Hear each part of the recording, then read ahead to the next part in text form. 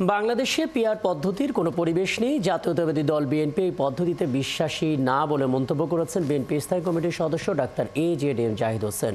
বিকেলে রংপুর শিল্পকলা একাডেমিতে বিএনপি নেতা আনিসুর রহমান লাকুর স্মরণ সভায় যোগ দিয়ে সাংবাদিকদের এক প্রশ্নের জবাবে তিনি কথা বলেন।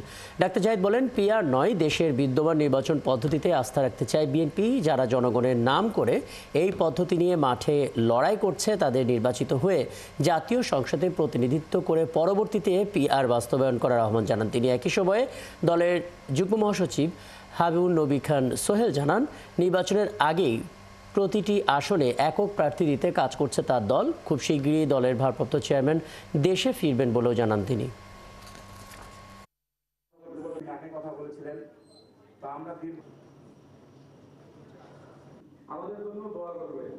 যারা এই সমস্ত নতুন নতুন কথা বলে নির্বাচনকে, গণতন্ত্রকে প্রলম্বিত করার বাহানা খুঁজছেন, ওনারা খুঁজতেই পারেন।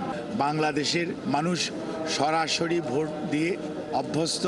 বাংলাদেশের সংবিধান, নির্বাচন এবং সরাসরি ভোটের মাধ্যমে তার প্রতিনিধি নির্বাচিত হবে, সেটি বাংলাদেশের সংবিধানে লিখিত আছে, সেটি বাংলাদেশের মানুষ বিশ্বাস করে।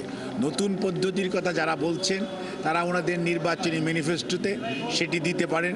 যদি ওনারা আগামী দিনে জনগণের ম্যান্ডেট নিয়ে জনগণ যদি তাদেরকে দায়িত্ব দেয়, তখন ওনারা ওনাদের নির্বাচনী ম্যানিফেস্টো হিসাবে সেইগুলো বাস্তবায়ন করার উদ্যোগ গ্রহণ করতে পারে।